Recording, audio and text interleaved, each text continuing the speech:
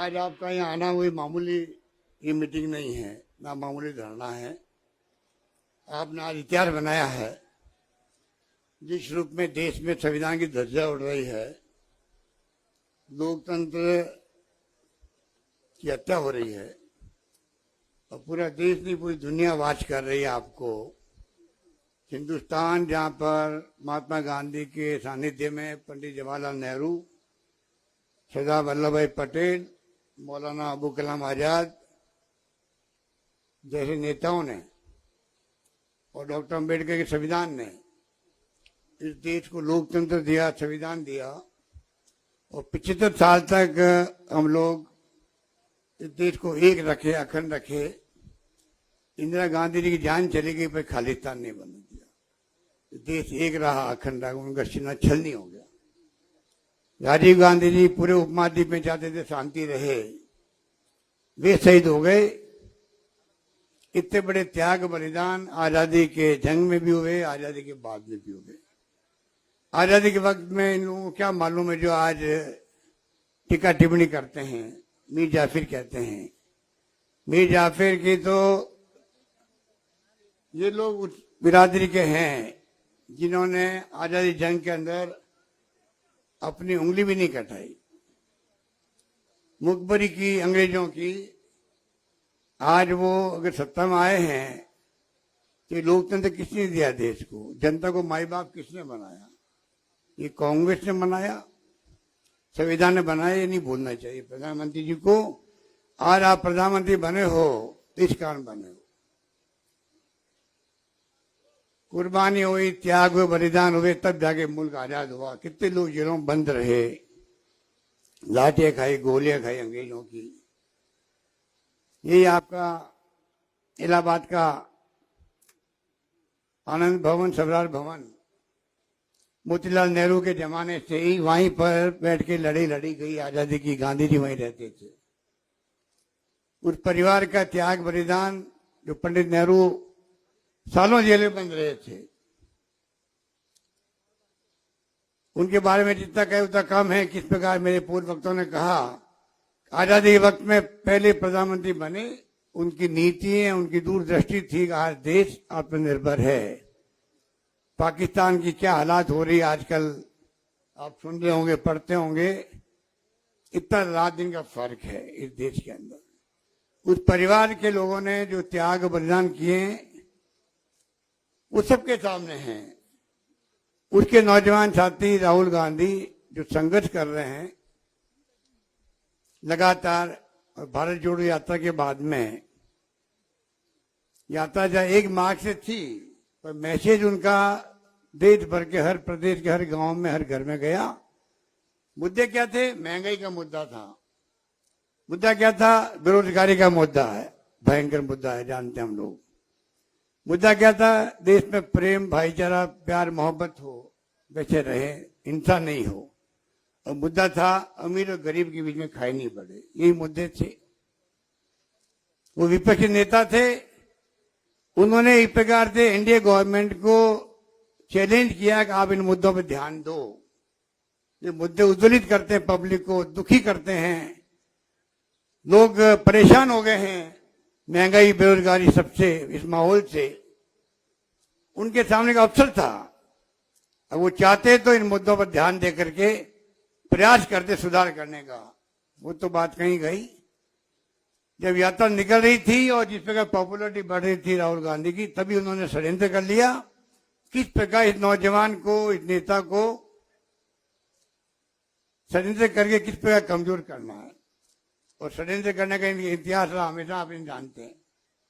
उसी रूप में इन्होंने जिस प्रकार से खेल खेला, जवाब दे नहीं पाए। अडानी जी के ऊपर जब आरोप लगे और जो सवाल उठाए थे, आपने देखे होंगे पार्लियामेंट के अंदर।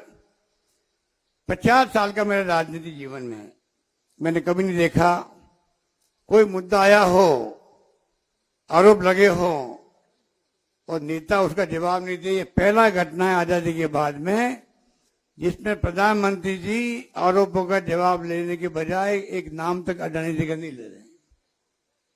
इससे और शक पैदा हुआ देशवासियों को। और शक पैदा हो रहा है कि पहला प्रधानमंत्री जवाब नहीं दे रहा है जो आरोप लगाया राहुल गांधी ने। कुछ तो कहते, बात आगे बढ़ती। ये पहला किस्सा जहां पर मौन धारण किए हुए प्रधानमंत्री जी, आप समझ सकते हो, और राहुल गांधी जी पर आरोप लगाए। लंदन में आप क्या बोल के आ गए? अभी प्रमोद महाजन कह रहे, प्रमोद तिवारी जी कह रहे थे किस प्रकार से आपने कोरिया में, जर्मनी में क्या क्या बोले देश के बारे में। माफी तो आपको मांगनी चाहिए थी देश से, प्रधानमंत्री को माफी मांगनी चाहिए थी, और राहुल गांधी से माफी मंगवा रहे हैं। जो बातें राहुल गांधी बोल रहे हैं हिंदुस्तान के अंदर, वो बातें जाके वहां बोली। आज इंटरनेट का जमाना है, मोबाइल का जमाना है, आप हम बैठे बात कर रहे हैं, मैं बोल रहा हूं, चाहे तो दुनिया सुन सकती इसको।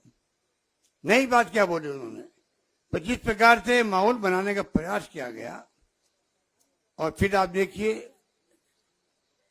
उन्होंने कहा मुझे बोलने का मौका दो, मेरे ऊपर आरोप लगे, मैं खुद पार्लियामेंट में रहा हूं, नियम है पार्लियामेंट का, भाई आप कम से कम मेरे ऊपर आरोप लगाए, आपने सबने हाउस में हाउस चलने दिया, आरोप लगाए गए, मैं जवाब देना चाहता हूं।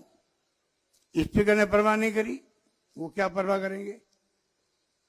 मोदी जी के सामने चाहे स्पीकर साहब हो, चाहे वो उपराष्ट्रपति हो, चाहे वो कोई नेता हो, जो और बना रखा है प्रधानमंत्री मोदी जी ने, उनके सामने जाके कोई बात सही कहता ही नहीं है।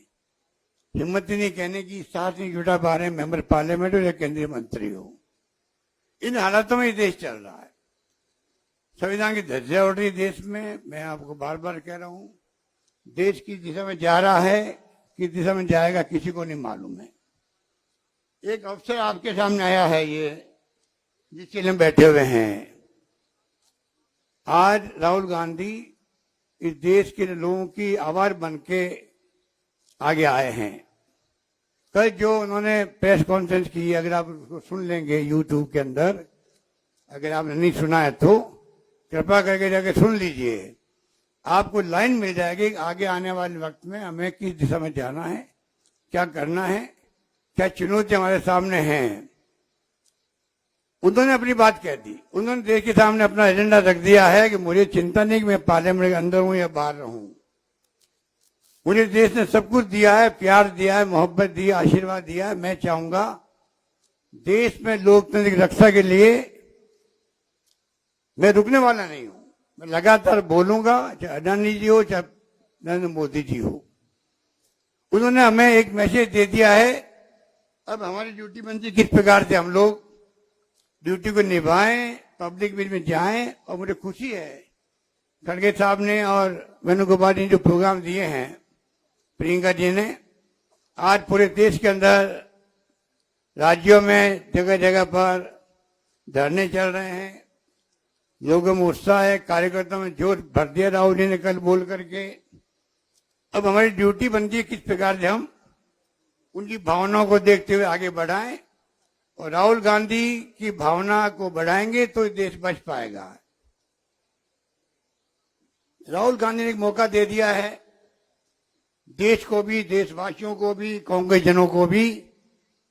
यही वक्त है जब आप जिस रूप में फैसले हुए हैं, कोर्ट के डिसीजन हुए हैं, निष्कासित किए गए अविलंब 24 घंटे में, एक अवसर दिया है कि हम किस प्रकार देशवासी जो खुद परेशान हैं, दुखी हैं, मैंने कहा उनकी आवाज बन के राहुल जी निकले हैं। हमारी जिम्मेदारी बनती है कि हम देशवासियों को एहसास करवा दें, हम सब आपकी भावनाओं को समझते हैं, राहुल गांधी के नेतृत्व में हम लोग आगे बढ़ेंगे, मुकाबला करेंगे, और देश में कैसे लोकतंत्र कायम रहे, मजबूत रहे, जो सपना देखा था हमारे नेताओं ने, उसमें हम सफल होंगे, ये हमारा संकल्प होना चाहिए। ओबीसी की बात की गई, ये प्रयोग मैं आपको कहना चाहूंगा, ये प्रयोग प्रियंका जी मैं एक बात कहना, प्रियंका जी एक बात सुनो, मैं एक बात कहना चाह रहा था। ये नरेंद्र मोदी जी ने प्रयोग किया था गुजरात के अंदर, जब राहुल जी गांधी जी कैंपेन कर रहे थे 17 के अंदर चुनाव में, तब एक प्रयोग किया था, मुझे नीच कह दिया। जब चुनाव में हारी थी पार्टी, वहां पर गुजरात चुनाव हारे थे वो लोग, आखिरी हत्या के रूप में उन्होंने कहा मुझे कांग्रेस नेता ने नीच कह दिया है। देखो भाइयों और बहनों, मैं नीच हूं क्योंकि मैं ओबीसी का हूं। ये तो शक्ति सिंह ज्यादा बताएंगे आपको किस रूप में उन्होंने गेम पलटने के लिए क्या क्या बातें बोली। वो भ्रम जेपी नड्डा जी को हुआ है, उनके नेताओं को। इसलिए जानबूझ करके परसों उन्होंने तय किया है आने वाले 6 अप्रैल से हम लोग अभियान चलाएंगे ओबीसी के बीच में। राहुल गांधी ने ओबीसी के नेता की बेइज्जती कर दी है। वो राहुल जी ने बेइज्जती क्या कर दी? वो ओबीसी के लोग हैं जो भाग के गए हैं। नीरव मोदी हो चाहे नरेंद्र मोदी हो, ओबीसी के लोग हैं वो। तो भी बताइए, उनका बचा रहे हो, चोरों को बचा रहे हो और कह रहे हो राहुल गांधी ने बेइज्जती कर दी ओबीसी की। आप समझिए, जो गुजरात में प्ले कार्ड खेला था उन्होंने, वो कार्ड खेलना चाहते देश के अंदर। कांग्रेस ने जो ओबीसी के लोगों को दिया है, एससी एसटी को दिया है, कुछ सोच सकता है? आजादी के वक्त से ही राजीव गांधी प्राइम मिनिस्टर बने, आपको मालूम है? प्राइम मिनिस्टर बनते ही पहली बार उन्होंने पार्टी किसको दी? आदिवासियों को दी। पूरे देश भर के अंदर वो उड़ीसा में, मध्य प्रदेश में, गुजरात में, राजस्थान के आदिवासी क्षेत्र में गए बताने के लिए मेरी पार्टी सबसे गरीब आदमी, जो महात्मा गांधी ने कहा था, ये उन्होंने किया था। जानबूझ करके आप ओबीसी को गुमराह करने के लिए आप अभियान चलाना चाहते हो। आरएसएस जानते हो किस प्रकार काम करता है, आपको सचेत रहना पड़ेगा। इसलिए मैं कह रहा हूं आपको, मैं ओबीसी का नहीं हूं क्या? मैं तीसरी बार मुख्यमंत्री बनाया गया। सोनिया गांधी जी, राहुल गांधी जी, प्रियंका जी बैठी है। 3 बार मैं मुख्यमंत्री हूं, ओबीसी का हूं मैं। और आपको जानकारी होगी या जानकारी होगी, खुशी होगी, मेरी कम्युनिटी का पूरी असेंबली में एक ही मेंबर है, एक ही सदस्य है। असेंबली में मेरी कम्युनिटी सैनी माली कहलाते हैं, उनका एक ही मेंबर है और वो मैं खुद ही हूं। बता दीजिए आप, एक है वो मैं खुद हूं, तो मुख्यमंत्री बनता हूं बार बार। इससे बड़ा क्या हो सकता है मैसेज ओबीसी के लिए? बगैर साहब ओबीसी के नहीं है क्या छत्तीसगढ़ के मुख्यमंत्री? किस मुंह से बात करते हैं, किस मुंह से लोगों को भड़काने के लिए पूरे देश में निकल रहे हैं लोग। चुनाव आ रहे हैं कर्नाटक के अंदर, ये ऐसे खतरनाक लोग हैं, इनका कोई विश्वास नहीं लोकतंत्र के अंदर। ये फासिस्ट लोग हैं, खाली जो है मुकुटा पहने हुए लोकतंत्र का चुनाव जीतने के लिए।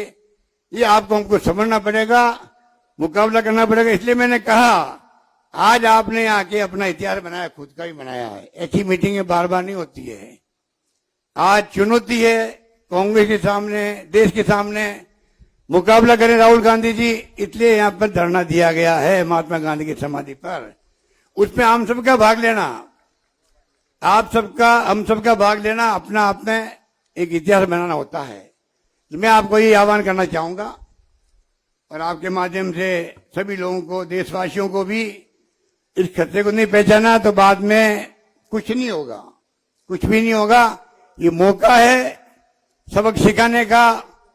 जनता समझ गई है, राहुल गांधी जी को निष्कासित करते ही देश में माहौल आक्रोश भरा पैदा हुआ है। अच्छे अच्छे लोग जो कांग्रेस साथ नहीं थे, वो भी ही चर्चा कर रहे हैं, ये कैसे कर दिया मोदी जी और उनके लोगों ने। इस घटना को किसी ने लायक नहीं किया देश के अंदर। मैं समझता हूं कि देश को, देशवासियों को बताने का, समझाने का ये मौका हमारे सामने है। उनका दिल जीतने के लिए हमको संकल्प करके जाना पड़ेगा। यही बात कहता हूं, मैं अपनी बात समाप्त करता हूं। धन्यवाद, जय हिंद।